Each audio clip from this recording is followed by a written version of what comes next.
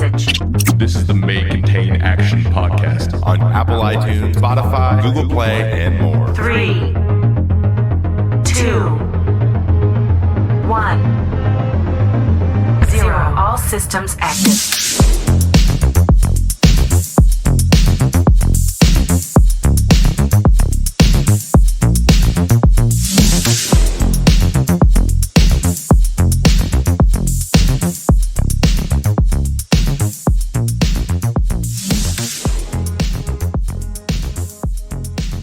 Welcome to episode 53 of the May Contain Action podcast. This show is brought to you, of course, by Manscaped, the men's below-the-belt grooming #1 solution in North America, Canada, and everywhere else in the world.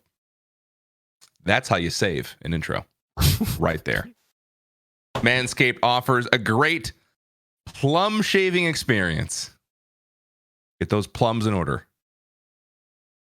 Get your plums together. I am host number 1, ActionJaxon, aka Now Paul. recording.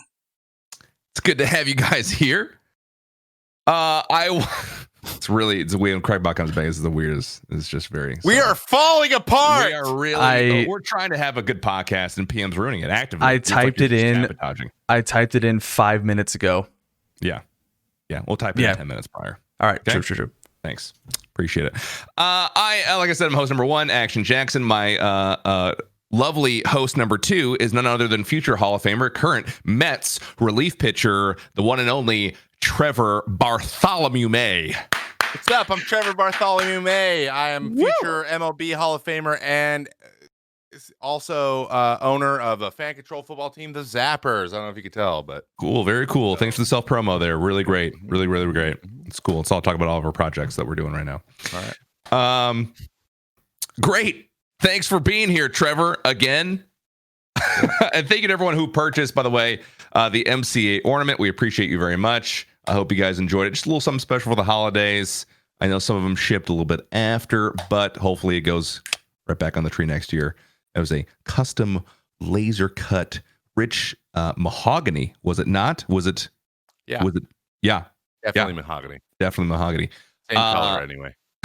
Same colors. It's all wood colored. Ornament, thank you so much, guys. We appreciate you. And do you want to be on the pod? Because there's a new way.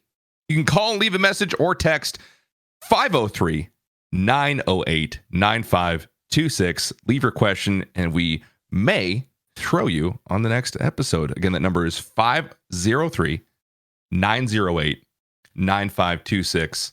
Go ahead and leave a message. We do screen them. So if you think you're just going to get on there and, I don't know, yell something like Mets suck, we're not going to allow that. Not that kind of talk. Yeah, okay? I'll delete that. Delete that ish so freaking fast. No one will even know. But enough about that. Today, we are joined by one of the best human beings on this planet. Truly a delight. Our friend and fellow lover of all things FPS, who is definitely better than both of us in every way, shape, or form combined. Caliverse is here, everybody. Hello. Hey, guy. That was a very nice intro. Thank you. You're welcome. Absolutely. You're very welcome. It was the best intros. I appreciate you being on the pod today. Thanks so much for making the time. Thank you. Thank you for the invite. I'm excited to be here. Absolutely. Well, we kind of want to, get right into it, get to know a little bit more about you. You said that you were completely unfamiliar with our what do you call it? What are these things called? Process? What do you? Your format? Format. There That's it a is. good word. That's a good word. Yeah. Found it. Format. Well, it's pretty easy. The first thing we ask you is pretty simple. Callie, what's the story of your name? Because from my understanding, you don't live there anymore. And what was your very first online name? What was your first alias online? Caliverse was actually like, when you're trying to figure out like what to call your community, Caliverse was the one that it was. So my first name was Cali Girl Rar. I know. Listen, I've been in this scene for a long time. I know. It's like Halo 2 days, all right? Rar. Yeah, rar, definitely. But yeah, I ended up switching. Keeping Cali girl, but Yeah. I think actually, Paul, when you and I met, I think Mhm. I was still girl. Like, I'm pretty sure. I think you were. Yeah. Yeah. Yeah. So Yeah. it's just really awkward. Like, you meet somebody and you like shake their hands. You're like, oh, who are you? Especially like at conventions and when you're trying to network and you go, oh yeah, my name is Callie Yeah. girl, because you can't say girl because you have to have the GRRL in though. Yeah. What, you just don't turn around with your partner shirt and say like that? Yeah. No? Well, I didn't have that partner shirt. So. But yeah, I called everyone. I love space, so I called everyone that joined the community, the Caliverse, and then I just branded over because that's Oh, cool. way easier. But yeah, I'm from Los Angeles, California, and don't live there anymore because it's too expensive. I need clarification really quick on the RAR part. Yeah. Is it RAWR like RAR, or is it like RAR like dot RAR like win RAR? Compression file. RAWR. It's not a 7-zip. What did you name it? Cali.rar. That's actually much bigger actually when you unzip. Okay, I'm sorry. That was weird. That actually probably would have been better. That was super weird to say. Instead of RAR. No, it's took a turn. Like I said, I've been playing games for a long time. So. Very compressed. Very compressed. Outstanding. I love the X's. Those are our favorite. It was X Cali girl X for a while. Yeah, I know. Oh, they're so good. It happens. So, do you miss Cali? Like, you moved to you don't tell us where necessarily, but you moved. Do you miss Cali? Yeah, so I'm in Raleigh, North Carolina now. And I love it out here. I've been out of a city, I guess, for 3 years now, and it's definitely I miss the city aspect, but I don't miss the smog or the prices or the mean people. Like, people are so nice in the South. They're so nice. People are they're very nice in the South. There's a lot of there's also a lot of passive aggressiveness in the South. They're nice in front of you. Yeah. Mm-hmm. And then there's something to that guy. Yeah. Yeah, the I had to get used to the "oh honey" or "bless your heart," and then you're like, "Oh, bless your heart." You're like, "Oh, I messed up. I definitely messed up." Also, don't have to be condescending, I'm here learning. I'm an adult. You stupid idiot. Oh, you dumb pile of rocks. Yeah. But yeah, I miss really good Mexican food. That's a thing. Oh my gosh, I remember going to California and being there for fortnight something. I think it was the Pro-Am. Yeah. Oh, in Inglewood, right? I actually grew up like 15 minutes from there. It was, I'm not sure exactly because I don't really know where I am half the time, but I was there and E3 was going out at the exact same time. Mm-hmm. So whatever that was happening there. And I remember driving around on the scooter. I remember driving around like the little rented scooters, and they were freaking amazing. And I found a literal hole in the wall because it was just a wall. And then there was like just a table and a hole. Like a counter. Yeah. And there was a guy. There's just bricks missing in the wall. And then there's like, and then you just squeeze in. And there's like this older Spanish dude. And he was just, everyone there was speaking Spanish. And I was like, oh, this is the place. Yep. Like, if they're all no one speaking English, I can't wait. And it was the best taco I've had in my entire life. Did they also have like the salad bar at the front that had been sitting out by the door? It's like, like it's kind of like lukewarm for all the salsas and stuff. Yikes. Didn't notice that necessarily. They did have a little bar, but it just had like hot sauce around it, I think. Yeah, but it's just sitting out all day. It's like, this is a legit spot. I'm not putting any of these vegetables, but the sauce. I'll get in the sauce. Well, this place isn't in business because they're really clean. They're in business because they have bomb ass tacos, and they did. They just got carnitas just rotating, and they're just oh my god, shaving it off into your tacos. Stop. Yeah, I can't even go and visit my family because of COVID. So I can't even get good. Oh, you can't? Oh no. What do you have in what do you have? Is there something that you've like now in North Carolina? You're like, well, at least I have this. Well, there is a taco truck out here that it's not bad. Like, it's the closest thing. But there's Cookout out here, which is really good, or really good barbecue. We know all about Cookout. Actually, how many have we had? Like, of the last 5 episodes, I think we've had like 4 people that are in North Carolina. Really? or something. Who have Oh, said yeah. cookout. Yeah. Or People love cookout. Virginia, even like that area, like, you know, the upper right south. I don't know. That's hard to. Upper right, like Virginia, Upper Virginia, North Carolina, South um, Carolina. South Carolina. Yeah. I Yeah. guess Georgia. Georgia has, I think, some cookouts. Yeah, middle of the East Coast there. Yeah. There you go. The middle of the East Coast. Yeah. Yeah, exactly. You know, I was actually thinking the other day, it was very interesting that I know this is a weird thing to say because like I'm a 30-year-old, like an adult, but I was just kind of marveling at just like the size of California. Like I looked at California and I looked at the East Coast and I was like, there's like 15 states between what California would take up. There's just like 90 of them. It's just massive. It's California's so huge. state, like their high school, like sports and stuff, everything's divided in like 3 different, like they don't have an all state championship. It's like Southern. Oh, there isn't? Northern. Yeah, because there's so many schools. Oh, I didn't know that. There's for cross country, I think there is an all state. Yeah, there's like I think there's an all state like like track, because there you can fit so many teams into a track tourney. But like in baseball and stuff, like they do, but like being a state champion, they have like 3 different state championships every year because there's just so many schools. Like if they played a playoff with everybody, it would be like 3 months long. So like we can't actually do this. But which is it's great. Up in Washington, we're just like, man, we play any California teams, we're gonna lose. That's how I grew up. Like, hey, you guys want to go to a basketball tournament? Where are we going? We're gonna go down to Sacramento. I'm like, nope, I do not want to get dunked on. No, I'm tall, not tall enough. 6'5" guy doesn't want to get dunked on. Their point guard's going to be bigger than me, so I'm set. I'm set. We'll stay here and play 1A schools in rural Washington. How's that sound? Where the tallest guy's 6'1". That's my sweet spot. Wow, my school went for the D championship. Yeah, you graduated with like 6 people, right? Or 33. 33 people. Might as well be. Okay.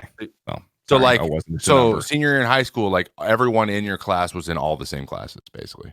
Oh yeah. Or did you just have like juniors and seniors and sophomores all in like advanced classes, or did you have to go somewhere else to do that? Or no, we had advanced classes. We had AP and stuff like that. I mean, yeah, well, it was 15. But they were like smaller. Class. Were you ever challenged at all in school? Is basically what he's asking. No, it was a private school, wasn't it? It was a private school, yeah. There you go. You went to no offense, Kelso, but probably better than my school. I mean, it's true. No, it was fine. It was good. It was just everyone knew everyone's business all the time. And that's how mine was. Yeah. That's high school. Yeah. It was very easy to be. Yeah. I don't know. You couldn't get away with shit. You really couldn't get away with anything. You couldn't get away with anything. It's very true. You do one thing wrong, the next morning, everyone knows about it. Like, how does that even happen? I haven't told myself yet. How do you know what's happening? I don't understand. So yeah, anyway, very small school. I mean, okay, so go ahead. I was just say, like, did you run into the same problem like that I had? I mean, we graduated with like 98 people, but just because we all like grew up together throughout the entire like school. Like, no, like if you had a crush on somebody, it was weird, or like nobody like. You know what I mean? Like there was like relationships really weird between like the really like good looking people, and that was it. Like everyone else like never really said anything. Like, did you have that, or is that just me? That's interesting. Everyone marries each other in my school, actually. Yeah, I'm just imagining. You just had 15 couples. Yeah. Everyone's a couple. It's actually really annoying because like you can't date people because everyone knows. Yeah, right. And everyone's in your business. So like if you go on a date with someone and then you're seen a week later with someone else, you're like, oh, what a slut. Like what a man whore he is. Like, whoa, we went on freaking 2 dates. Like that's calm down. There's like 4 people in this class total. So yeah, that was obnoxious actually. So I almost preferred the anonymity of a big school where you could like dip your toe into like the anime crowd, like the kids that like anime, and there's like the jocks. Like, I just want to see what I like. It's like going to college, but like in high school. I just want to figure out what topic I like. Yeah, maybe I fit in with the kids who wear Janko jeans and the freaking, and I don't know. Oh my gosh! Who have bangs over their eyes? Maybe that's me. Maybe that's we had 400 in my graduating class, and that was that's a pretty bigger school. I mean, not in California. Cali's like, what is it?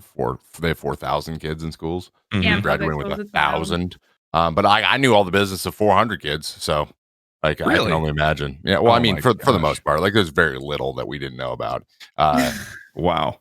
Well, frankly, everyone was there usually when it happened. So yeah, there was in the hallway. There's not a lot to do in Kelso. Yeah, we were all, every party was the same people, and you're like, oh sure, yeah, we shouldn't all be here. None of us should be here. Actually, we shouldn't be doing this, and we're all going to get caught together. So maybe they'll spread out the punishment. I don't know. I also had a pretty conservative school that I went to, so like I remember having some people over, like 4 or 5 people over my house, and we watched. I don't remember what it was. It was like frickin' Anchorman or something, some sort of like comedy like that. And it was the news of the town. They're like, you want to go see a movie you can't watch normally? Go to Paul's house. There's like 5 of us. We all watch Anchorman. It's frickin' sick. It was like, that was the thing that was. Yeah, that's pretty conservative. Yeah, that's pretty conservative. Yeah, it was pretty nuts. That's not what we did. Yeah, you ever gone out to the logging roads up in the mountains? Because that's what we did. Who has got a car? I'm like, I got the Chevy Cavalier 1989. I don't know if we'll get up the logging roads, but we can sure as hell try. Chevy. That's what we did. Cavalier. Oh, my brother's 22. Let's get it. That's kind of what my role was. Oh my gosh. Kids stay in school. So I would love to just really reel us back just a scooch. I want to talk about Mexican food again. All right. Okay. Oh my god. Please, torture me Mexican more. food, California. Now I need to know where's your go-to place? Where was your go-to place growing up? Mexican food in California. Where was the place you're like, yo? I think it depends on what you're ordering. All right, hit me with all your options. So if you went like carne asada fries, it's a place down in San Diego, actually. Okay. In North San Diego. It's called Chico's Taco Shop in Escondido. Okay. Chico's Tacos in Escondido. Got it. Chico's. Yeah. Delicious.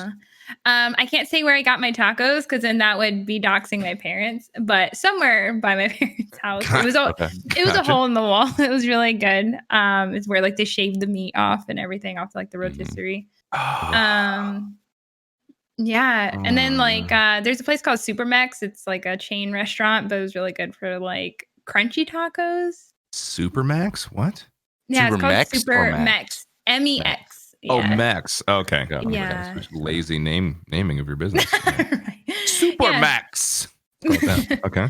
So yeah, that's where I go. I mean, even like downtown San Diego has really good like California burritos and stuff like that. I mean, if TwitchCon is ever a thing again, and I hope they go back to San Diego, I will I will take you guys to the places because I used to live in San Diego as well. So.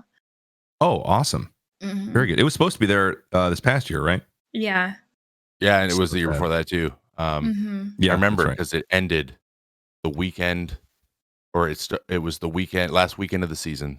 So, and we were in San Diego playing the Padres literally the day before TwitchCon. That's right. You were there. You and Kate made. We left. Oh, okay, gotcha. So you're still technically in the season, or no? You said it was the last game of the season. No. I'm talking about that was last year. That would have been last year. Now that I'm thinking about it. I was gonna say the year before. I was like, we were trying to go to a Padres game. Yeah, I see. Yeah, so that was last year. No, yeah, it was 2019 or 2018. 2019 was that in San Diego? Oh wait, yeah, 2019 was in San Diego. Yeah. San Diego was the best. It's just the best location for it, to be honest. It is. And last year perfect Comic-Con weather. there. Yeah. Oh, it's beautiful. You can't beat it. Yeah, I hope they keep it in San Diego because like you know if you don't have any obligations during the day and you can just go to the parties at night, you can Uber Eats a delicious California burrito or carne asada fries, and you go to bed, you wake up, you're like, you know what else I would like? A breakfast burrito, and then it's the best. Why? What are you saying? Long Beach didn't do it for you? No. That was the worst place. Where were we when you and I first met? Oh, we were in it was San Jose. That's where we met. Another horrible place. I'm sorry. Yeah, it was tough. Well, we found one good place. For the convention, I'll say that. For convention. Yeah. The convention wasn't that great. we went to Umami Burger the first time we met, and my body was transported. Like I had an out of body experience when I ate the food at Umami Burger. What was that? That was BlizzCon 2017. 2017. Yeah. We went and watched the Overwatch World Cup, which was awesome. Oh, it was so absolute fire. That was so fun. Oh my it was electric in there. When USA almost beats us, South Korea, and then lost, but we won a match or something, and we lost our minds. Oh yeah, they got absolutely like trounced. It wasn't even close. They got destroyed. Yeah. Oh, that was a good time. And then Dylan Francis. God, what a great conference. In the before times, you know? Before. Now before times. In my office. All the time. Wait, so what was the umami? You said umami burger? Yeah, you've never had Umami Burger? No, what is it? I mean, obviously like something burger. Oh. It's an American restaurant. It's a chain in Cali, but it's like one of those like upscale, sit down. What was it? Bacon lard-ons burgers? Oh my gosh, they're like cubes of bacon. Let's grow up for a second. It's the fattier. We asked the same. Lard-ons. Our waiter Dylan with the man bun said lard-ons, and then Tim goes, lard-ons? What's a lard-on? Because he's Tim, and then he explained it. That they just melted. It was like melted in the cheese. It was so good. It's that place. Umami is really good. Believable. And it's in how California. Good. How have I never? It's like different. Like the thing that's different about Umami Burger is that it's not just like a burger. It's like they season it in such a way that it's like its own thing. I wouldn't even call it a burger. It's just in burger form. It makes just the most sense. It's just in patty form with a bun and some exactly. veggies. It's like disguising itself as a burger, but truly, it's not. So what makes something a burger, not a burger? Like how's that? I think it's just the seasoning. It just didn't taste like a straight up cheeseburger. There was something in there that made it just delectable. A gourmet I know what he's burger. talking about. I think it was just all obvious. Also the timing and like we were just starving. Oh and, Tim and Paul had never tried it, and and the fries were incredible. I don't know. It was just a fun weekend. If we're all if we are ever in California together for a convention, we got to get Mexican food and Umami Burger. Okay. Yeah, nothing would making make me the happier. list. I would love to eat a meal with a bunch of people. Literally every meal. I would love that. That'd be awesome. I think seeing people would be lit. Yeah. As the kids say. I'm looking for one in San Diego right now. I don't think they have one, but it's fine. Umami? We'll figure it out. Yeah, they got Umami it. They got it. It's famous as hell. It's got it, man. It's not far enough from LA. Negative. All right, well. Don't have one. Tough. All right. Well, we'll figure it out anyway. Guys, we got so sidetracked by the food. I don't even know what we're here for. I'm story of my life. We need to learn. Hungry. Yes. Kelly. Absolutely. So, all right. So your favorite fast food is obviously Cookout, right? I mean, like that's near me or in general. We didn't really. North Carolina, you like Cookout, and at home you have your very specific. You have your very specific needs, which that speaks right to me. I'm that guy. I'm like, I like this from here, and I like this from here. And if I'm feeling like one of those, I get it from the specific place. Yeah, I'm not one of those try different things off the menu. Once I find something, I eat it until I die. Exactly. Yeah. Until you die. Well, okay. So in reference to obviously all these conventions and things like that, obviously that's all related to streaming, and you've been doing this for quite a long time. We met at a convention. I felt like in 2002, but it was probably like 2015 or 2016. something like that. 2016. Which is forever ago. But when did you first discover streaming on your own? When did you kind of see it for the first time? Remember seeing it? And when did you decide to try it for yourself? You're like, maybe I can do this. And then follow up. How did you decide to like do it for your job? Because that's a big leap. Okay. Well, let's see. I started doing YouTube. I think I was like 20.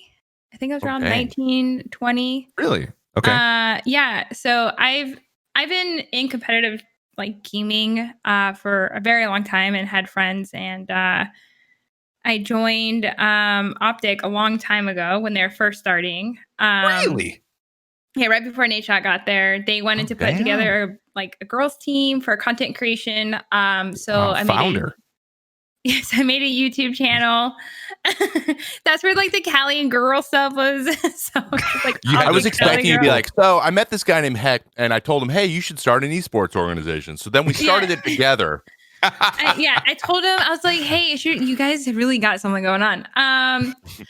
So I did that for a little bit. And what's funny is that they're like, you should stream. And then they made the channel for me for the Cali girl. And they're like, you should start streaming. Oh, so, really? I mean, like, yeah, they were the ones that were like, you should stream. Cause like YouTube was doing pretty well back in the day. Like I had pretty good viewers.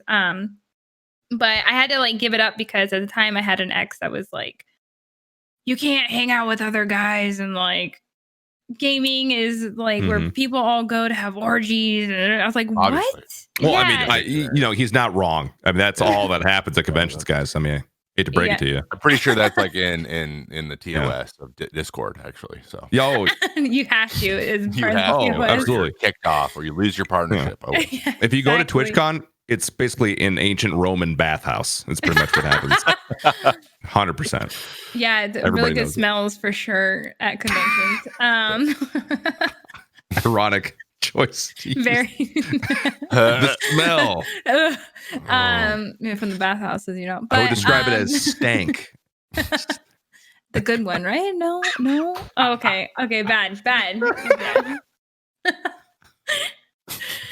Anyway, so you guys haven't been to a convention, you'll know when you go to one eventually. And you'll remember this podcast and you'll be like, they were kidding. But I'm here for the orgy. Different smell, guys. It's a different smell. You'll see the flood of tweets about deodorant before you it's go. Like, it's like the gif of like what Donald Glover like walking in with the pizzas. Like he's like, I'm here for the orgies, and it's like, wait, and then people are like, this is not. Wait, I'm just lied to. Anyways, sorry. But I was actually going to school for nursing. I was a certified butt wiper or a CNA, so I did that for a while. That's not a role. That's not a thing. That's what it is. So certified nursing assistant. Basically, you just get paid to wipe butts. That's your job. Like your job is to make sure, like especially like, you know, hospice or like patients. It's like, because I worked in hospice, so it's like you had to, you wipe butts. Hey, hospice isn't always that bad. People actually get off the list. No, I mean just like the wiping butts and then the whole atmosphere. But that is good. My sister-in-law is actually an RNA too. Really? It's funny. She's getting her master's. In Raleigh, amazing. Which is super random. I just realized she's going to Wake Forest. Wait, that's where I was going to go. Wait a second. I was thinking about going back to school. What if her and I become like best friends and we didn't even know it? You probably would. Wait. Is Callie your sister-in-law? No. I'm your sister-in-law? What? Surprise! That's what we had her on the pod for. God, we're going to wait till the end. Now the pod's over. Oh, it's Good ruined. Job, So weird. Anyway, continue. I'm sorry. Yes. That's too on the nose for me not to say something. No, but that's I might actually am like, can I talk to her, please? Because I have some questions about the school system out here. Yeah, anyways. No, but as life does, it sometimes falls apart, and it did for me. And I had to drop out of school, and like streaming was there. Like I was fortunate enough to be in a position that I had just gotten partnered, and my stream was doing well enough that I made it my job. And then I guess like now we're here 5-6 years later. So yeah. So that's a theme. For sure. I love that because I feel like you get a really, so Callie, your experience and you just kind of talking about obviously what you've gone through and you're streaming now and how long you've been in the game. I feel like this like kindred spirit of people whose like lives fell apart and then they turned to streaming. Like it's a different type of mentality than like, I just wanted to try it out because I like content creation. Nothing wrong with that. If you're just, I want to give it a shot or I do it on the side or whatever. It's almost like I feel like I was laid off and I had nothing else. And I was like, oh, frick. Like I got I got nothing else. Like I'm going to throw myself into this and see how it goes, and it did. But yeah, anyway, so I respect it. I respect it. You're like, you know what? I'm going to stream. I wish I was that creative to be able to choose it. Right. I feel like my stream would be a lot more like up there if I was like actually like the creative mind that was like, I have all these ideas. It's like, no, actually, this is what I got. So well, you got to remember your timing too. Timing matters, right? Like back then, it wasn't as like look at this whole market that is content creation, all these opportunities. Like they didn't exist 7 years ago. So exactly. It was very much like let's make a go at this, and like that was it. There wasn't Very all true. this like stuff in front. And I know that if it happened to you guys now, I'm certain that you would both made the adjustment that you would need to make it successful now too. I played with you enough. I think you guys get it. We're having this. You're on the pod, right? So you obviously you figured something out, right? And it's not luck. You earned it. You built your stuff. It's commendable. Thank you. That's very kind. I was like, that's very my heart. I can relate though. I have a lot of times this feeling of like I'm not very creative. Or feel like people who aren't just like bursting at the seams with creativity feel that they are severely undercreative and are doing a bad job. Like I could be doing so much better, or I could do this or whatever. You think I feel good over here when I sit here and I look at Trevor over there with a freaking Nerf gun aimed at his back that's somehow connected to a robotic arm that he coded to give him treats and shoot in the back. You know what it's like to try to compete with that? It's exhausting. I'm over here like, all right, dude, I'll stop. You know, well, actually, no. It was if you look at any videos from like 4 weeks ago from the pod, there was so much crap behind me. I'm realizing how cluttered this place was. To be honest, I wake up now and I'm like, man, I feel zen. I can get stuff done. And come up with some like it's gonna be taken off the thing. I don't think I'm gonna shoot myself anymore. I think it's gonna do the air horn thing next, but that's neither here nor there. Yeah, you just I don't know. I think there's hyper creative people, and then that like that's their brand. Like they just try a bunch of new stuff. And there's people who are hyper competitive, and kind of the game comes to them because they're super good, right? And like their moments are them dominating, and that doesn't take any forethought. It just they're just really talented. Exactly. And so it's all about just finding, first of all, figuring out what your goals are. Right. So if it's not something like if you're like, I don't want to spend 4 hours doing that because the payoff, isn't like either you're like, I don't think it's going to work really well, or it's just not going to make you happy, then don't do it. Like you don't have to. If you want to spend that time with hanging out with, tears or hanging out with your wife or your husband or your family or your pets or, whatever it is you're doing, or reading a book or just playing a game offline, like, because that's what you like to do. What you like to do, and it's just all about like if you're trying to get to a certain point, as long as you align your actions to your goals, like that's all there is, and you're just gonna do that forever, right? But that's success right there. I feel like. Yeah, I completely agree. Yeah, so thoughtful. Yeah, it's just action parallel with your goals. You don't need to do more if you're like if you're like, I don't really need to do this. I don't need the, you don't need the money, or you don't need the, the follows or the likes or whatever. If that's not something that you want, you're like, then why are you doing it? And sometimes there's times in your life you sit there and go, wait, I could just quit and not have to do this, and no one's going to care but me. Like, no. Like, oh, okay. And then you just do. And then the older you get, the more you do that. Yeah. Basically, that's part of growing up. Well, someone in chat, Big and Cannon in chat, it was just kind of mentioned your personality and your attitude is what keeps them coming back. And I think that myself and maybe you as well, Callie, because we're a little less creative, right? We're not programming robot arms to feed us candy or whatever, or we're not like necessarily, maybe more you than me, gods at a particular game and demand a huge following because we're nuts. Yeah, we kind of fall. Yeah. We kind of fall in like this personality category where I think people tune in and follow because they just like us. Not that they don't like those other people as well, but there may be other motivations for watching them. Like they're very creative and they do different things every time, or they, whatever.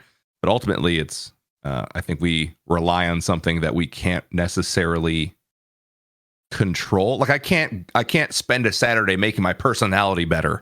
I mean, like you can, no. right? But there's no direct way to do that. There's not like It's like it's almost as if you create it's intangible. You create situations though that allow you to really play that up, right? Yeah. So you put yourself in positions to like really show off your strengths.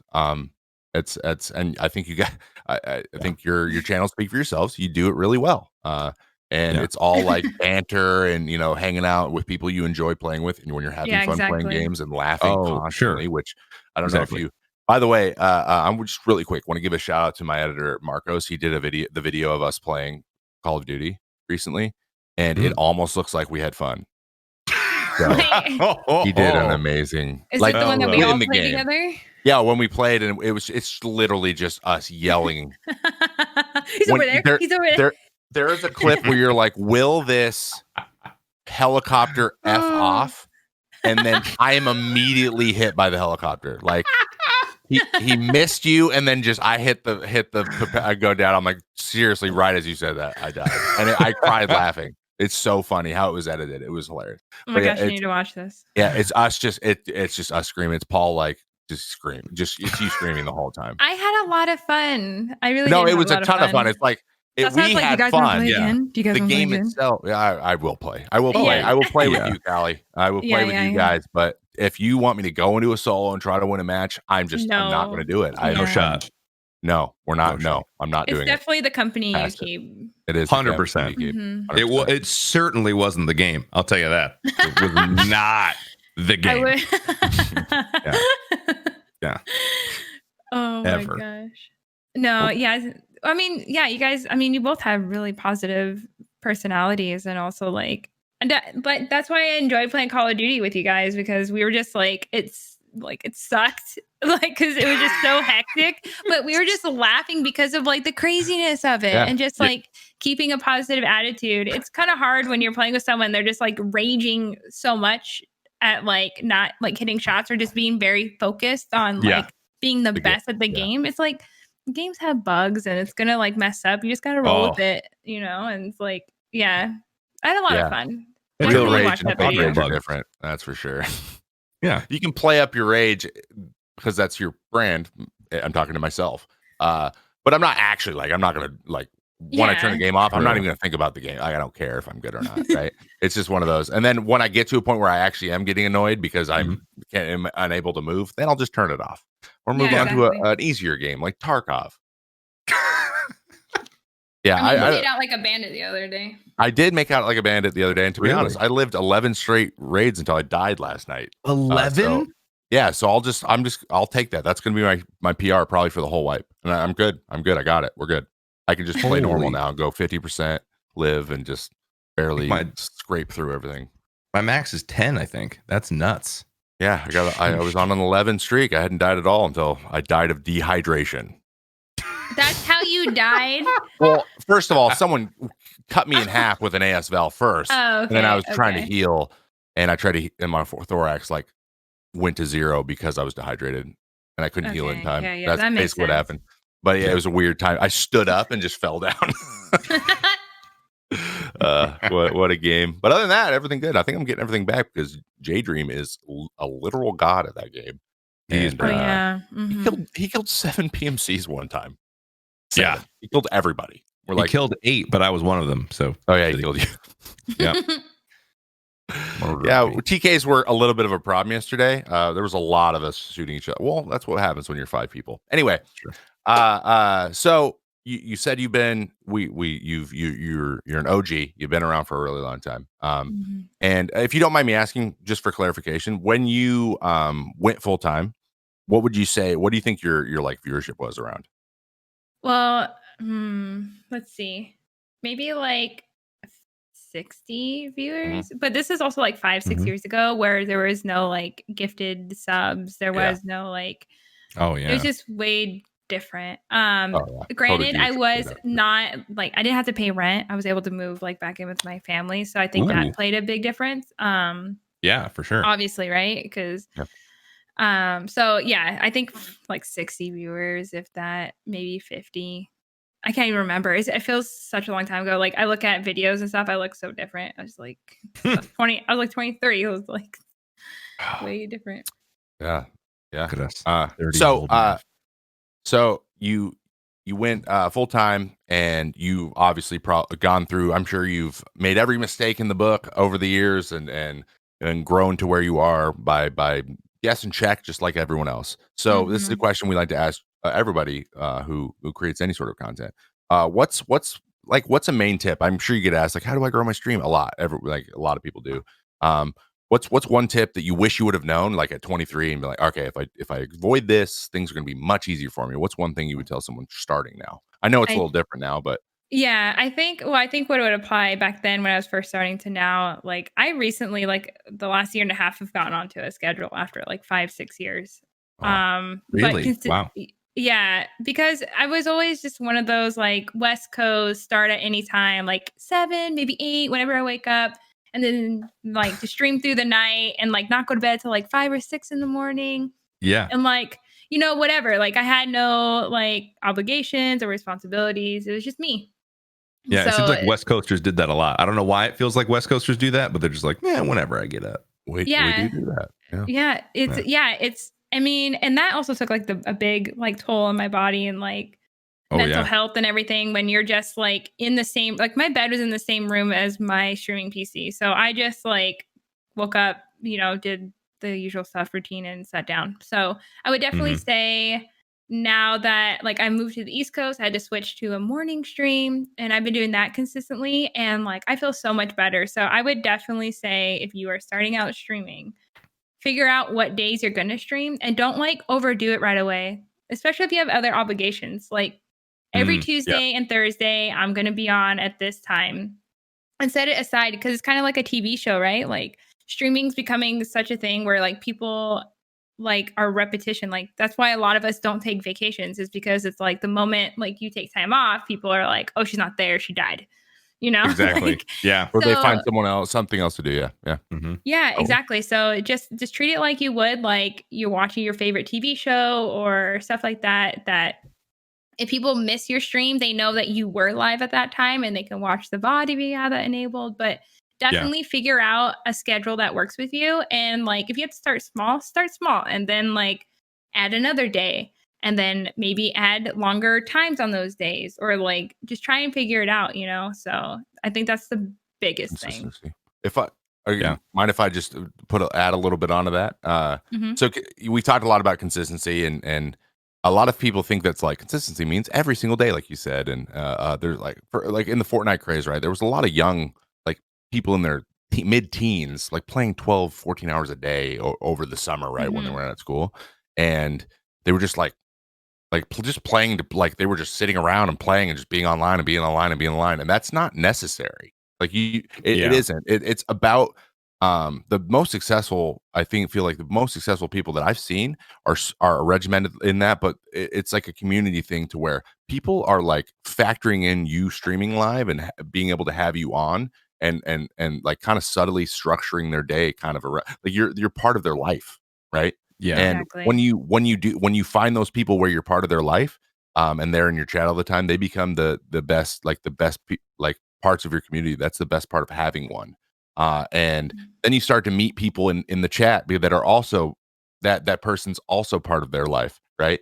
And you start to make friends that way. And that's when community, like I use Jen as an example here. Jen's like, she plays Tarkov. It's a very community game anyways, but like people are just always in her Discord, just getting together to play. And they have her on the side monitor, and she is part of them when their Tarkov experience. And I think that's why she found success so quickly, is because she already had that before she started streaming. Like she was part of the community, and it's really tight knit because of the game too. That helps. But if that's your goal, if your goal is like really be there for your community, and like, and I'm not good enough at this. I'm really trying to. It's just relevant. I think that's why I'm kind of attaching on. But Sure. I think community, the being consistency, it allows you to be there for your community when they want and need to consume your content. So when you become like factored in, that's when you make those connections that are strongest, and people latch onto that and really enjoy that. So the people with the strongest communities are the ones that hang around the longest and grow steadily. And that is, there's so many people doing this now that it's really important. It's even more important than it was. It's you got to really focus on your community and the people that are there, and giving them a time when they know something's going to be happening and communicating that. I think that's a great baseline. That's a really good answer. Yeah. Thanks. You guys nailed it. Yeah. I feel like that's the main thing I say all the time. Callie, you're right, is a schedule. Because even though I struggle, as my community will tell me, to maintain a schedule at the right times every day, people are habitual and they will do the same thing every day, and they kind of rely on you to be there. So it's also communication is key too. Like, I mean, Trevor, you obviously have other obligations outside of streaming, and you can't set an exact schedule because you're all over the place. But they know that. So the thing is that they know that during like these couple months that you're not going to be around as much, or that you will be around this much. And so it's just like communicating and just like kind of like starting to put the schedule together, because a lot of people still work while they stream, or, you have families, or people start family. There's so many like factors, but I think if you're just honest and you let people know what's going on and you try to stick to that schedule as much as possible, that's where you'll see growth. That's exactly true. Yeah. Perfect. You don't know when to find you if you're not there. Well, Callie, so we have a new thing that we're doing. It's our first time doing this. Yeah, our first time doing this. First time doing this. You are our inaugural episode. Yeah. Okay. I don't know. I'm excited. I didn't even know what it is, but outstanding. You have no idea what it is. Right there, guys. Hype. Okay. Hype. Yeah. Let's go.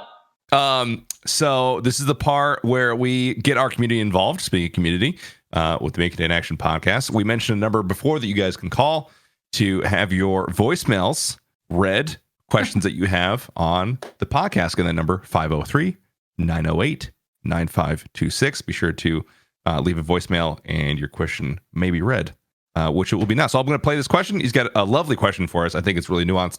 And Callie, obviously, feel free to take your time with it, and we'll kind of play off it as well. Here we go. Here's our question of the week. Hey, hosts 1 and 2.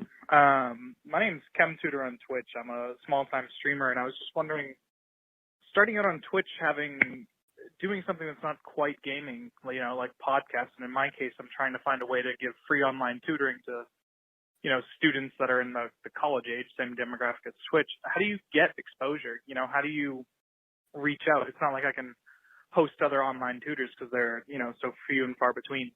I'm just looking for any type of advice. That way I can, help use Twitch for something a little bit different, but also positive. Thank you.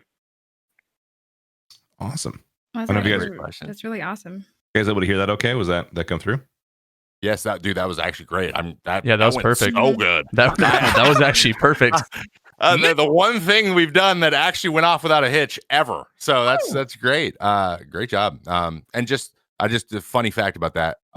So on the service we use for the voicemail, it gives us the transcript, and it actually said his name was Kevin Durant. I was like, Kevin Durant called. It wasn't. Durant listens to our podcast. I would have been like, so is Kyrie actually mad at you? I was like, are you excited to have James? Oh my gosh. Okay. Well, so do you want me to answer that question? Yeah, Callie, feel free to take a stab at it. Go ahead. Yeah, go ahead. Trevor. Oh, okay. I think I've never even thought of this before, so I think it'd be really interesting. I think this is very interesting. So going through college, I watched a lot of tutorials or like tutoring, especially when it came to like chemistry. I would say for this person, because I do agree, there's probably not a lot of tutors out there, but I think it's definitely needed in the space, especially since we are in this new unfamiliar COVID area where we have a lot of online classes for college, high school, everything. And I think what they could do is, I know he said streaming, but what you could do is that you could find the subjects or whatever subjects that you would be tutoring on and just doing kind of like a 101 kind of broad topic that you could probably put on YouTube, and you can advertise that you go on Twitch and you can answer questions and walk people through things. You can also advertise like at like local like colleges or any college forums. You can use Reddit. You can say, hey, I'm here, I'm available if people need help. I think forums will probably be the best way to like show that you do this, and these are the subjects that you are knowledgeable about, and if people need help, to find you here. So it probably starts slow. You might have like a couple people, but I mean, like, it's gonna be kind of like circulating forums is what I would think is what he would get the most exposure. Yeah, I agree with that. I think that's where your eyeballs, like where the people that would be interested in that stuff would be. It's really interesting to think about that from a live streaming standpoint too, because people use the internet almost exclusively now to learn stuff. So there's a huge audience for it, and it's really interesting because the live stream, you look at like where you're putting it, and then what tools you have, like what benefits of being on that platform there are for the type of content you're doing. So like you said, if it were YouTube and you were building, you had specific topics you were talking about, and there were gaps that you noticed people were having, you wanted to give tutorials on that. That's a great place to do it. But if you want to do something quote unquote, like if you were a professor, for example, and you want to do quote unquote office hours on a very specific thing, you'd be like, I'm live on Twitch from this time to this time, and we're going to work through some of this stuff live, so you can ask your questions in the chat, and I can actually give you one-on-one kind of advice. That's something similar that I've also thought about doing a little bit baseball related. Unfortunately, baseball pitching is like I got to show a lot of stuff, and so it's not as easy to do.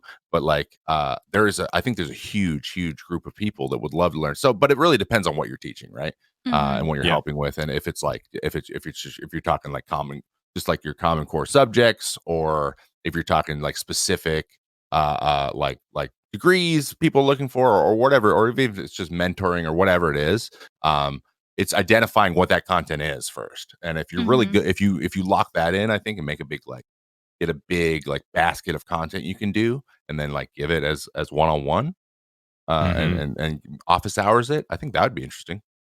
Absolutely. Yeah, I agree with that as well. I think that it's actually a really exciting idea to do like live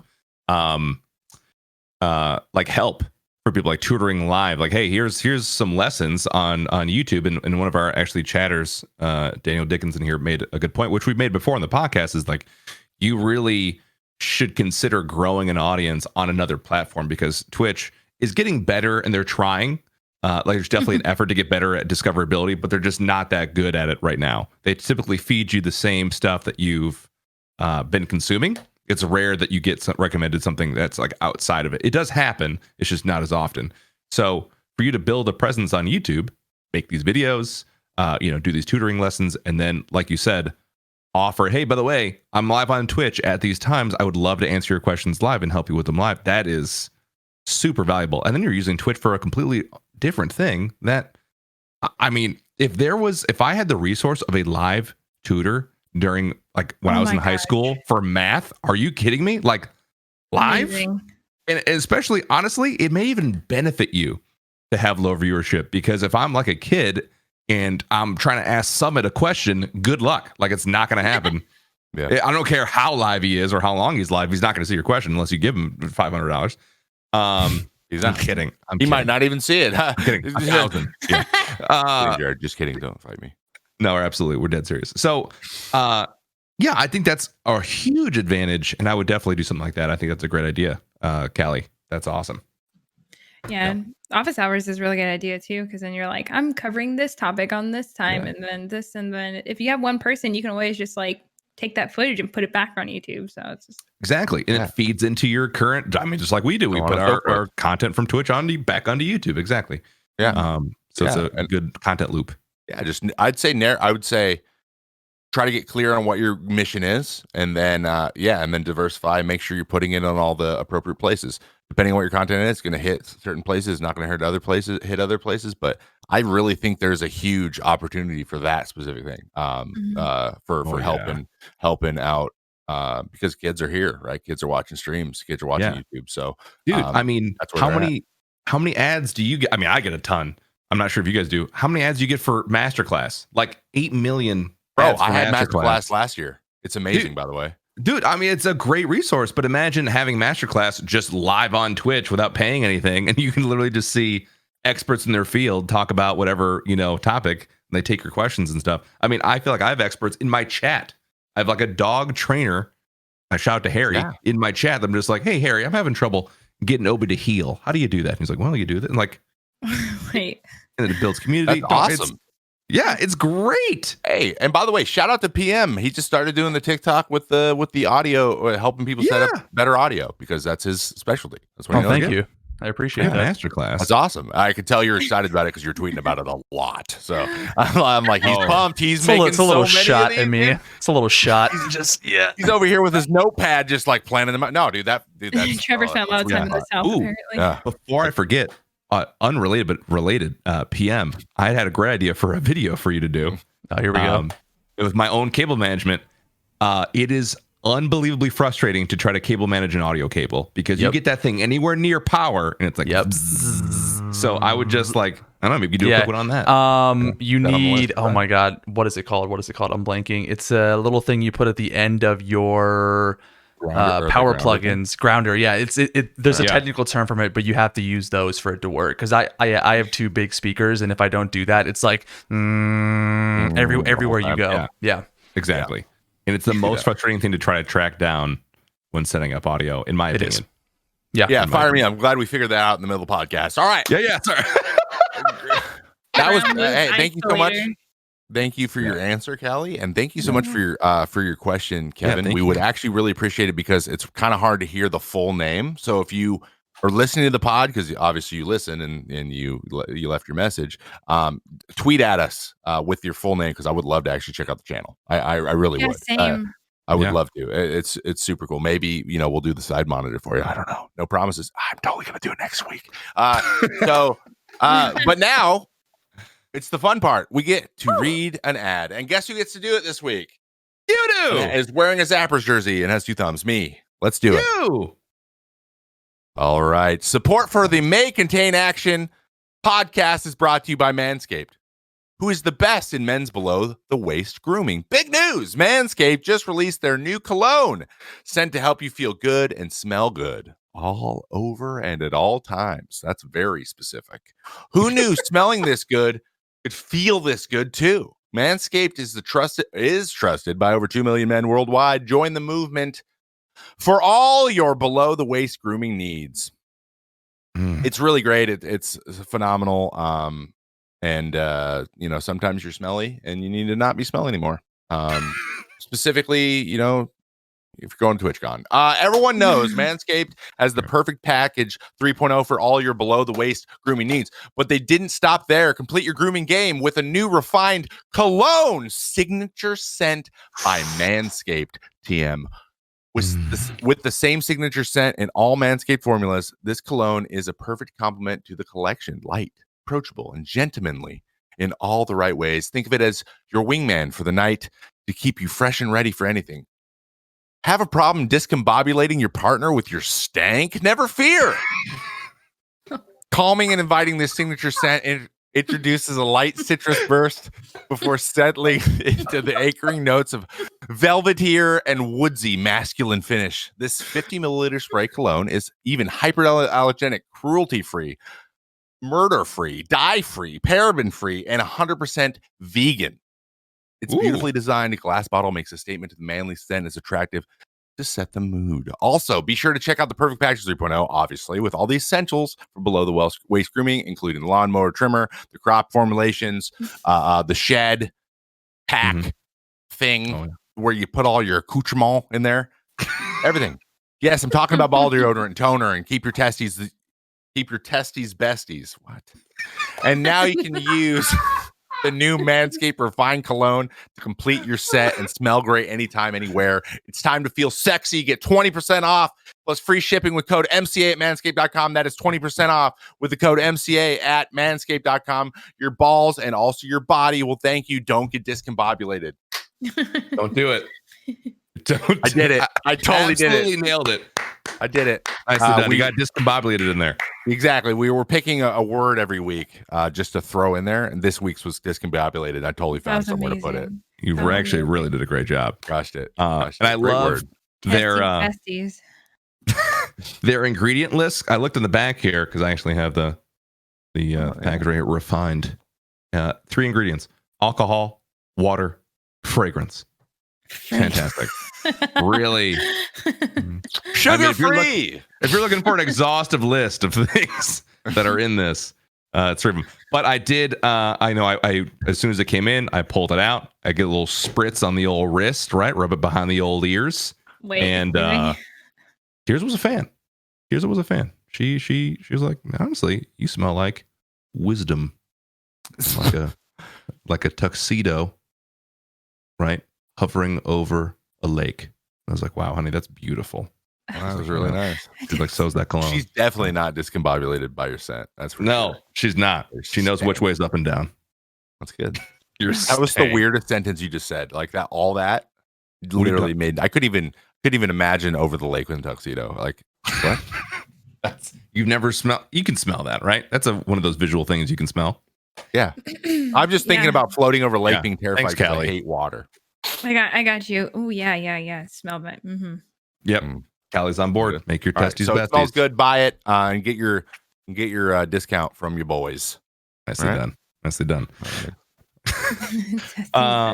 And sidebar, if you've made it this far into the podcast, which of course you have, you can't get enough. Sub to the YouTube. Go ahead and sub to the YouTube and follow us on Twitch. We're live streaming right now. Well, not right now if you're listening to it, but right now if you're listening live on twitch.tv/maycontaiнаction. Go check it out. Go follow on both and subscribe. And TikTok. And TikTok. We actually have a new TikTok. That's right. May Contain Action on TikTok. So hip. I know. We're part of the youths. The youths. Hello, fellow youths. Hello, youths. You zooming? We dance for your views. So kidding. So anyone in that's listening or watching, anyone that follows or watches Bree at all knows that she loves animals. Oh, okay. Loves them very much. Okay, I was wondering where I was going. I was like, love. Yeah. Where's he gonna land this plane? Burritos, animals. Right on top of animals. Okay. Well, not on it. Okay. In the category. Yeah. And you've advocated for their well-being. Mm-hmm. Every chance you get, you're very much in advocating for them and letting everyone know that animals are actually the other half of our ecosystem. They're kind of a big deal. Yeah. I can't just ignore them. No. So give us a little insight into this and how you came to love pets. You love pets, assuming your whole life. How have you participated in an animal advocacy in the future, or how do you plan on doing that in the future? Well, good question there, Paul. Crushed it. Just read what I wrote. Jesus. Where's it going? I'm definitely for like a adopt, don't shop type the slogan, I guess you can say. I've actually never heard that slogan. Really? I've never. No. I mean, I've heard I know the concept. I've never heard that slogan. That's interesting. Mm-hmm. I mean, there's circumstances, right, where people can't adopt, like, if you're hyperallergenic or it's really hard, or there's a lot of circumstances, I mean, like every animal needs its home. It's just like we try to when you adopt, it stops the people from just like puppy mills is like the hard thing that's like really sad. Yes, exactly. But I do understand their circumstances. But no, even when I was a little girl, I wanted to be a veterinarian. And then I became a nurse instead. Road to being a nurse. Can I ask why you chose to switch over in particular? So I had switched over because my ex's, so I guess you can kind of say like mother-in-law, she was in nursing, and she's like, you should try this out and see if you like it. And then I found that it just wasn't me wanting to work with animals, is that I just genuinely like helping people. I like healing people. Cool. Yeah. So it's just like whatever it is, whether it's an animal or person, I just have a really big heart for that kind of stuff. I just want people to feel better. Or animals. So it just kind of led over there. But the funny thing is that me advocating for animals and like looking out for them, when I was growing up, so I was the only child, I had a dog that was a rescue, and we were just like inseparable. Like it was just the two of us against the world. Like I swore that my dog could like talk to me. I was like, if you can talk, this is the moment. You can tell me. I won't tell anyone. No one's around. No one's around. Is secret is safe the rights with to the me. Disney movie. Yeah. Okay. Just imagine. He just licks your face. And you're like, oh, he knows. Yeah. So in the neighborhood, anytime anyone got a lost dog or an animal, they would actually ask me to help find it. I would find animals in the neighborhood. Anytime like if an animal was hurt or something, that I would be the one that would go and like take care of the situation. But yeah, so I mean, fast forward, I still like advocate again for adopt, don't shop. And I have 2 rescues of our own, 2 completely different dogs. I would get more if like we weren't like trying to buy a house or start a family. But like my dream, honestly, is that I make enough money to where like I can like give back to like the animal shelters that need help, or just like having a farm. And like my streams are now just me taking care of the farm. Like I would just like, that's like the dream. So yeah. Of all different types. Run into the room right when you were talking about this. Oh wow! Yeah, I just noticed that. Wow. Yeah, I just noticed. She knows. Is she closing the door right now? Yeah, I think she. What? What? I think like, I'm pretty sure my husband heard the thing. He's like, "Oh, dogs, run in there! Like, go make an appearance." Like, I'm pretty sure that's what happened. They literally ran and did a lap, just ran back out. They're The like, door just "Hey, slowly it's us," closes. and then like, "Peace." But That's amazing. Do you have any particular? I'm just curious. It's just kind of in general animals altogether, or specifically like dogs? Obviously, you said you have 2 dogs. Do you have any other pets that you just really love? I love animals in general. Like obviously like the companionship that comes with like a dog or a cat, I mean, like is probably like as like our nature, like our human nature, we kind of gravitate towards. But like, like I'm really bad with spiders, but like we have like snakes or stuff in the backyard. There's rabbits, or like one time I drove home and there was a squirrel dead in the middle of the road, and I was just sobbing. I was just like, oh my gosh. Because it's just like so sad. But yeah, I guess like I guess all animals, but I guess like I gravitate towards like I guess the household pets in a sense. But there's I was gonna say there's a stray cat that lives near my in-laws, and he's essentially adopted the cat that's been around there, and I just thought that was like, it was very cool because he's like an older guy, and I feel like older guys just love cats. Like they just like relate to them for some reason. I don't know what it is. He's just like, I'm gonna take you in and feed you, and just fantastic. And in the Syracuse area, or I mean, in America in general, I can't remember what country it is, but there's no more pets that are like need to be adopted. Like all the pets are. There is a lot. There's a lot of places like that. In LA, there's a lot of LA County. It's kind of like all across the nation. I just don't know. I didn't know there were places in America. I thought it was just different countries that like had developed programs into which no dogs would ever be stray or no cats would ever be strayed or anything like that.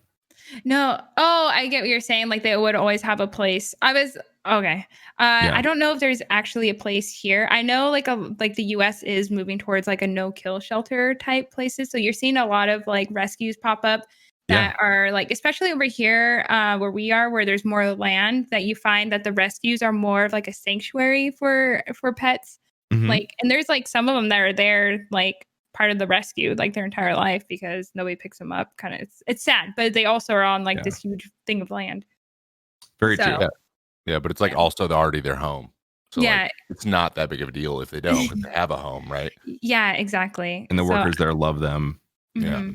I think we're in a better place than we were even just like 5 or 10 years ago when it comes to like regulations and stuff like that. So I know like a lot of like, I don't know if you notice, if you go into like the malls now, there's not really that many like puppy stores anymore. They're trying like a lot of places are passing that's not allowed because they are finding that it's coming from people that are like creating mills. You know, it's like they're sick because it's all this stuff. So yeah, I mean, I didn't even realize that.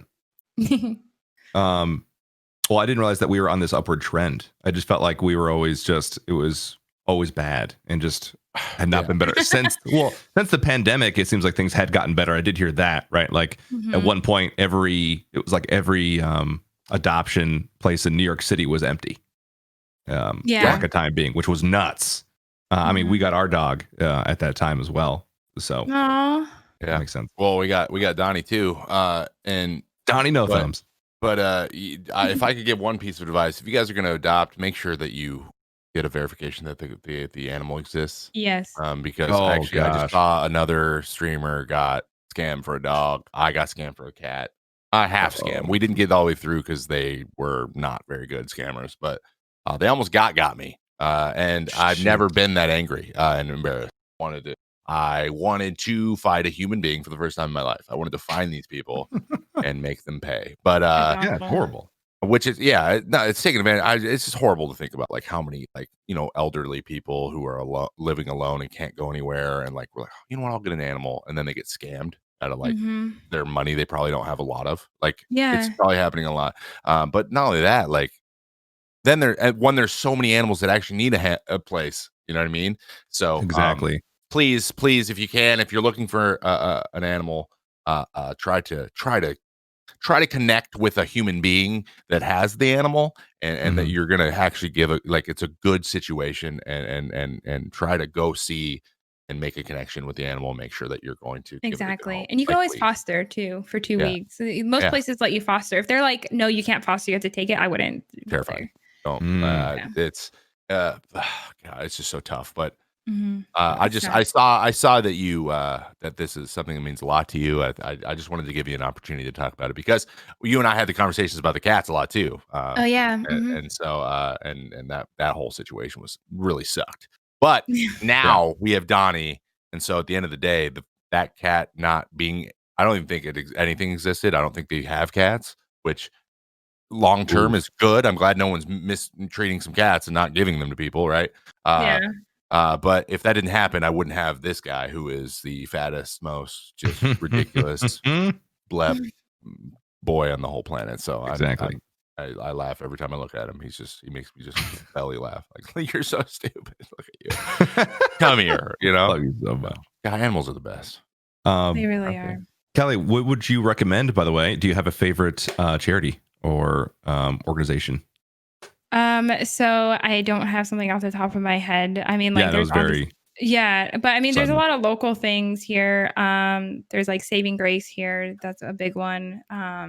But I know there's like charities trying to spin up. And so my biggest thing is that, if I'm going to keep streaming, I want to do more things that are my passion, which is, like I said, helping people, or like, doing stuff within animal shelters. So I told myself, like, once COVID's over, it's like, I'm going to at least like volunteer to work or do something, or to help, like maybe, because I do have some social media background. So maybe like I could do social media, because sometimes you see pictures of these animals and they're just like the saddest thing. It's like, we couldn't get a better picture. Like, we couldn't, like, really. Yeah. So exactly. I think the thing is that after COVID's over and like everything's safe, that I'm going to try and like, one of the things is like try to find like the smaller charities or rescues that are trying like to do more, and they have like, people have good heart and they're trying, but they can't be seen. I think like I'm gonna start trying to work with them, and then like doing things like, maybe I can bring gaming in like with kids and like all this other. So I'm trying to like incorporate my passion in. So the answer for your charity is I just do local stuff. But I want to do more. So I guess like if there's like charities that like need help, or there's something that I could do to help them, like I like seriously just hit me up. Like I just, I would love to help. I wouldn't undervalue your experience in production, having run a stream for however many years. So easily do that. I know actually a couple of places around here that do live streams of the dogs they have, or any of the animals they have currently. So they'll like live stream it and just like show you them kind of playing with each other or whatever, and it's like, that's freaking adorable. Gosh, that is gold. They should be golden ticketing that. Like, exactly. Every place that has animals up for adoption, you should have a camera. Oh, as soon as you go in, like, oh my gosh, you're leaving with an animal. Yeah, exactly. As soon as you walk through the door, you're taking one. I went to one in LA, and I was like, oh, I think I could probably take one of these dogs. Fly home. I can do that. That's where it gets you. You're like, I could do it. I could do it, and then it's like, you can't. I don't have the time. I can't. Yeah. Oh, also God, true. I'm so fired up to carry 2 cats to the airport. People are gonna be like, "What are you guys doing?" We're like, "We're moving. Get off my back." Look at him, and then they're gonna look at Donnie and they're, it's fine. Go do what you want. Are you gonna sit with them like in the seat? Like, you're gonna? Yeah, they're a little harness on them. They have to be. They have to be service animals. I can't swing it. I might be able to. We gotta just diagnose Kate's anxiety or something and make them both. There you go. Service animals, so they're sitting I'll talk. Yeah, to them. they have to be in their carriers. But if they're in their carriers, they can they just kind of like slide into the kind of down. Oh, that's good. Yeah, at least it's fine. They fit fine. So, but the thing is, usually we've only ever flown with Elsie, and so now we're gonna have two. So like, I now have one less bag that I can take on the plane. So I'm like, we're both gonna have cats, and then one rollerboard, and then we got to take the cats out through the metal detectors. So we're both going to be holding a cat, like waiting for the carriers to come through the thing. Oh my gosh. What are these two crazy cat people doing? Wish I could see that. Because Kate and I agree with her. Kate and we're just like, they're just not going underneath. I'm just never going to do that, probably, unless I have a great game. There's just simply no way I'm going to do that with an animal, I don't think.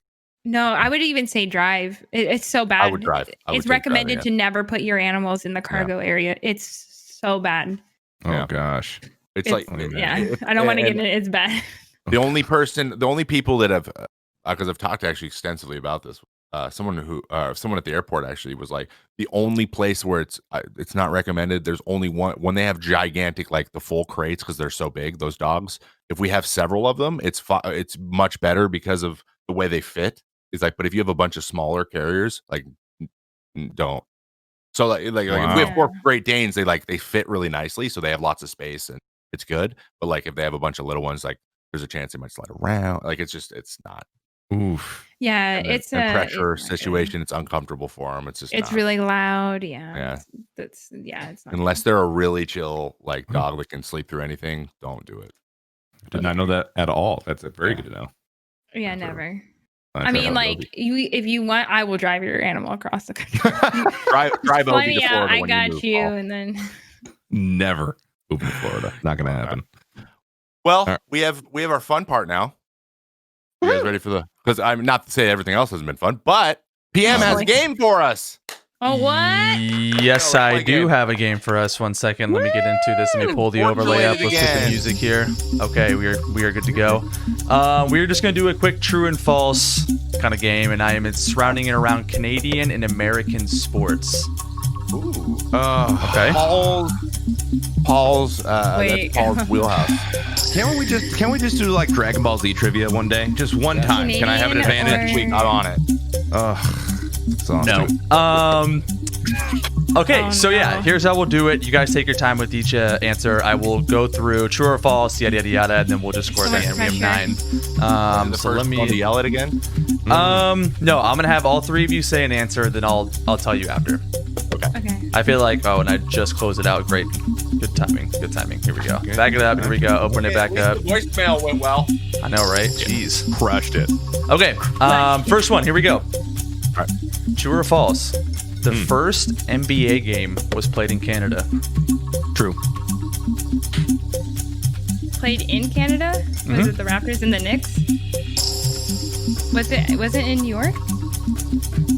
I'm not going to say anything until after. I'm just going to. Yep. Raptors and the Knicks? I'm going to say false. False? False. Paul's correct. It is true. November 1st, 1946, the New York Knickerbockers beat the Toronto Huskies 68-66 at the Maple Leafs Garden. That was good. That was pretty good. My husband's going to walk in here and be like, it's a divorce. Don't let him. Okay, true or false? Babe Ruth hit his first professional home run in Toronto. True. False. It is true. On September 5th, 1914, a 19-year-old rookie in the International League, Babe Ruth, hit a huge home run at Maple Leaf Park on the Toronto Islands. Maple Leaf, yeah. Hold that L, Trevor. Hold it. True or false? Country that long. The first recorded baseball game in North America took place in New York. True. It's true. False. See, I'll go false. It is false. Damn it. How do I not know? It's almost A perfect. year before the game's accepted creator, I'm not even going to say his name, Abner Doubleday. Abner Doubleday. Yes, Come on, is dude. credited with founding the sport. The actual first recorded baseball game in North America took place in Ontario. Wow. June 1838. American pastime, my ass. 38? 1838. Oh, wait, till you find out about basketball. Gosh, we're just a bunch of thieves in America. Oh yeah, it's an American pastime. Canada's over here like the fuck, mate. Wait, what was that? I don't know that. Speaking of which, this is a good one. True or false? Paul's accent's always default to Australian. That's just the only way it goes. I was like, why is he Australian? Eat crumpets, mate. From South Africa, mate. I don't know. Okay, true or false? A Canadian invented the game of basketball. True. True. Yep, Knew that. all true. Nice. As we know, James Naismith, Canadian, did in fact invent the game. Next one up, true or false? Canada's first major league team was the Toronto Blue Jays in 1977. False. Major league Baseball. Oh, that's true. It is true. It is false. Montreal. First major, was the Montreal Expos in 1969. Oh, the Expos. Oh, wow. I knew that. I knew Wow. that, Montreal. And the next one, Montreal. true or false? The Toronto Raptors were the first NBA team in Canada.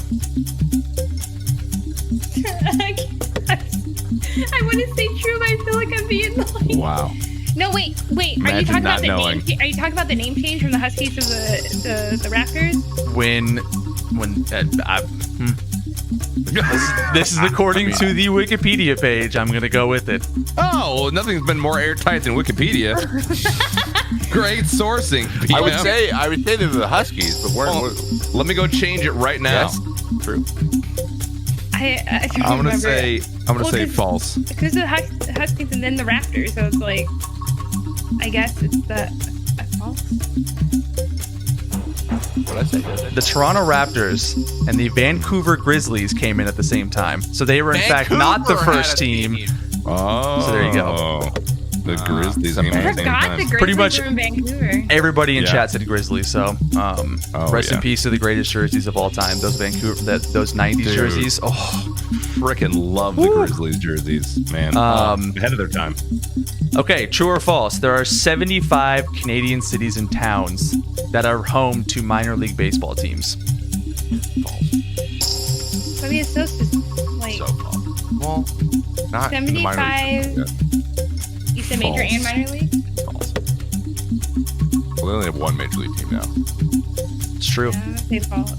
Yeah. Oh, it's true? It's true. No 75. way. Okay. There's 75 towns and cities that have minor league baseball teams. I didn't say Major League Baseball minor league teams. I just said minor league teams. Oh, okay. Minor league is a So there you go. Minor- literal.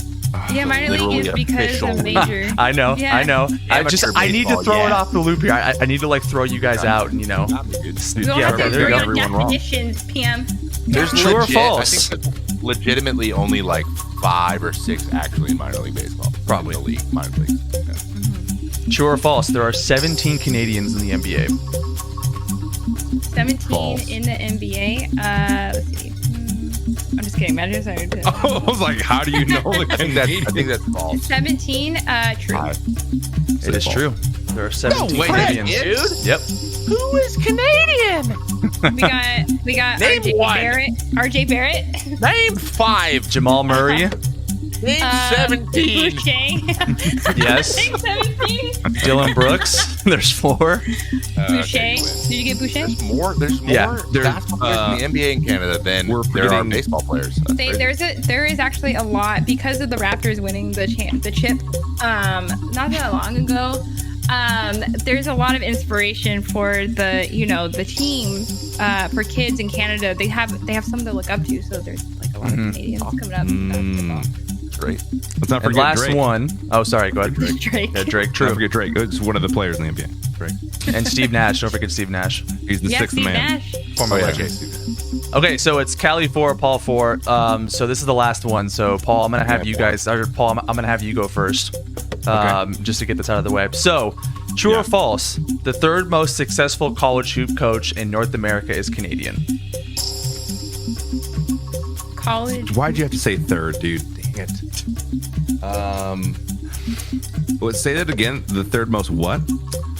College basketball coach in North America. You said Yes. most successful? Yeah, sorry. Most successful. Yes.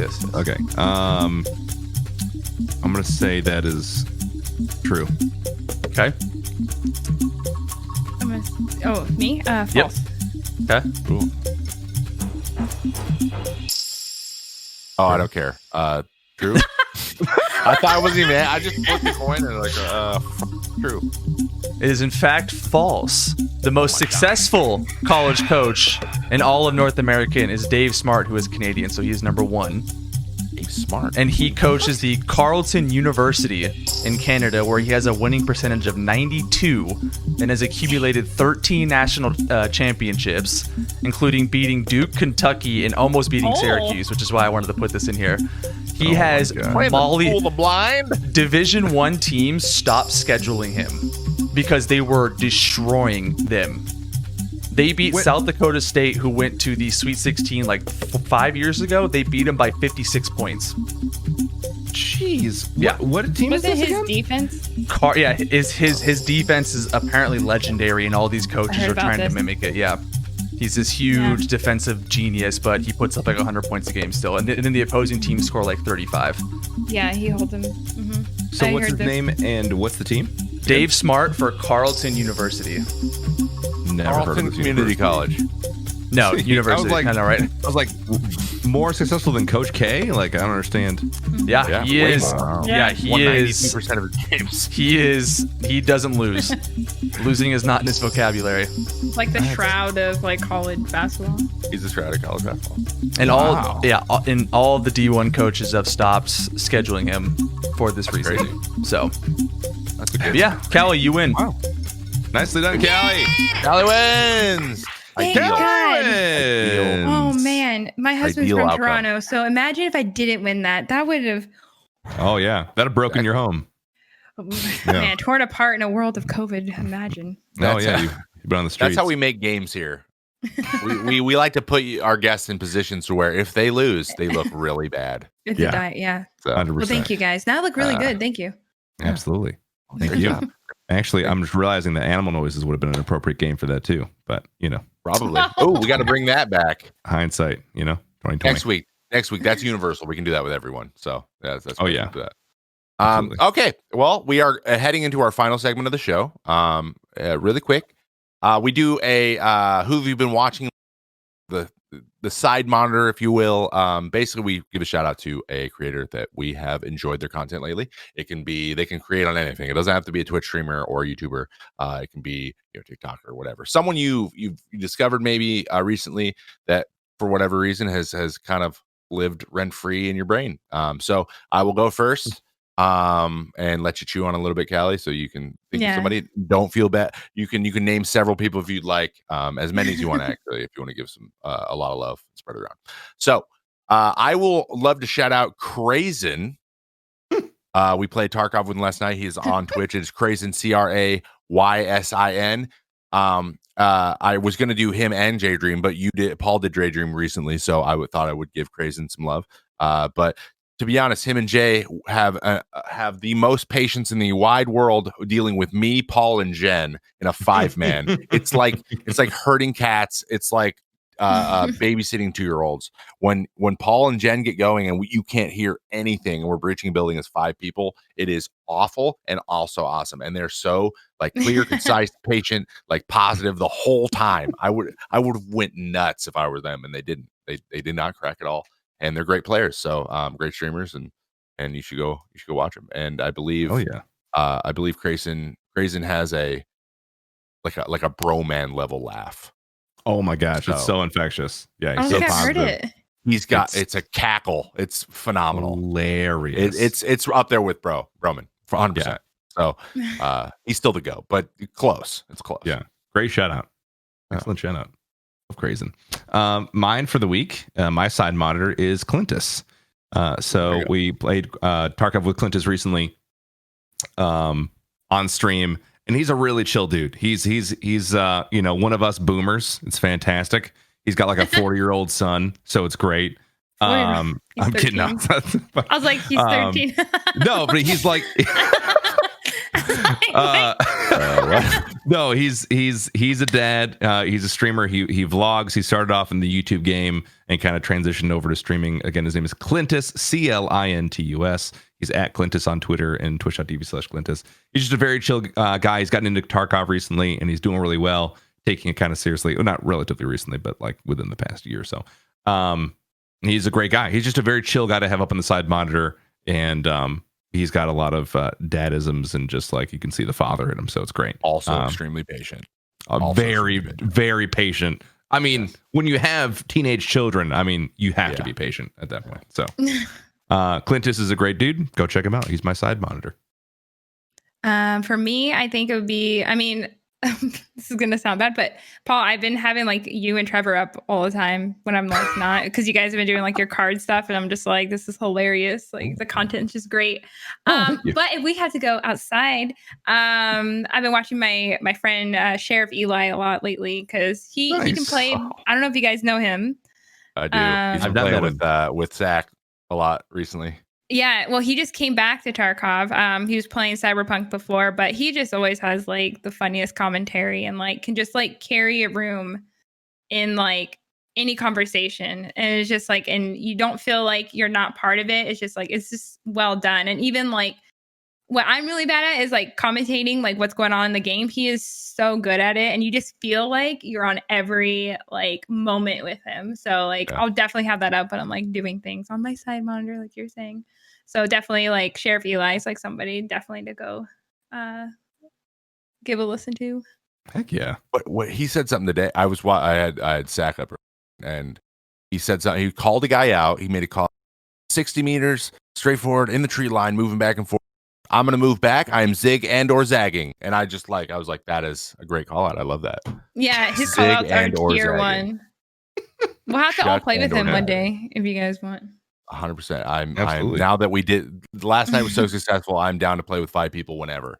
I'll just sit in a bush outside when we go into the house. Overall, we kept the 5-man pretty good. There was a couple times where things got a little hectic, but overall, I've been in 5-mans where it is like this is a nightmare. I would rather just turn off chat and go on my own, but we held it together pretty well. You need a specific group of people, I think. Also making fire teams and kind of like having a battle buddy where you're like, all right, guys, I need to do this. I'm going to split off a little bit and go run over there, but I'll be back. Yes. We actually did that really well where we were in an engagement and we like just surrounded this group, and they were just like, I felt bad. I'm like, there's 5 of us. Like, what are you chemistry? Yeah, we were or have one person who likes sniping who just sits in the tower and like keeps Overwatch or something. Like that's Paul. We got Paul. Paul can do that. Anyway, away from the action, yeah, well, definitely. I would love to play with him. That'd be great. Loving all the new people we're meeting playing Tarkov is great. Yeah. Oh yeah. Well, I'm definitely gonna get you guys playing Phasmophobia with Sheriff Eli. Oh gosh, I have VR now, so that's like a real possibility. Do not play that in VR. Do not play that in VR. My chat's not going to let me not play it in VR. No, you can't, Paul. For your well-being, you really can't. Paul, okay, just play it in VR and then just stay with me here. Rig up a Nerf gun. Okay. Oh my gosh, I'm not going to do you that in your eye. Oh my gosh. I'll just have tears. I shoot you intermittently. It'll be funny. That would not be funny. That would be very upsetting to me. I would clips. Think about the content, Paul. You're a content creator. We have a podcast about it. I don't want to do it, Trevor. All right. Well, that was our side monitor section. Go check out Crazen and Sheriff Eli and Clintus on Twitch. All on Twitch. They would greatly appreciate it. And show them some love. Tell them we sent you. All right. Yeah. It'll mean nothing. But now we are here at the end. One last thing we need from you, Callie, before we go. What's next? You got anything coming up? Any events to plug? Any merch coming out? Any like, I don't know, streams, special streams or anything? No, actually, I have nothing going on. Just Thank you. Just, it's the new year. It's usually people's budgets are not accounted for yet. And, you know how it goes. It's oh, yeah. Call us in Q2. Yeah. Mm-hmm. Yeah. So, you got numbers. You got engagement. You got insights. Of course. Yeah. Totally. What does your budget look like? Yeah. No, I don't really have a lot going on. I mean, once COVID's over, I will probably be at conventions. So if you ever want to say hi, be respectful, say hello. But anything other than that, no, just working, trying to buy a house and start a family. So hear that? That's what a nightmare. That's where we are. At the family part. That's fine. The buying the house. I turned 30 in March. That's what I got going on. Fine. Yeah.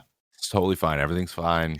Yeah. We're not 30. I'm not 32 in September. It's fine. Oh, it's the first time I ever just completely. I know we're ending the podcast.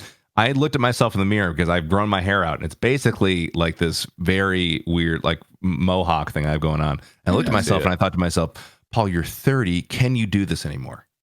Like, can you? If I was 29, people are like, oh, yeah, that's fine. He's in his 20s. But now that I'm 30, I'm like, do I have to start watching what I'm doing? Like wearing and, I don't know. Who cares? No. I may or may not have told my barber to stop hard parting my hair, though. Like, just don't shave it in. I'm not in the Premier League. You know what I mean? So just let it grow out. I'll get the normal comb over. Exactly. Oh my gosh. But yeah, that's about it. 30. All right, well, great. Just turning 30, guys. Make sure to say happy birthday in March. All right. Well, thank you so much for being on the show. Before we go, remember, we have 2 ways for you to get on the pod.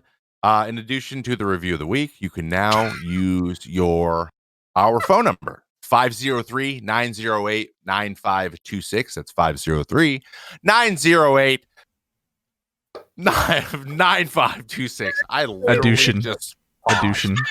Oh, it's tough. I don't know what is that what?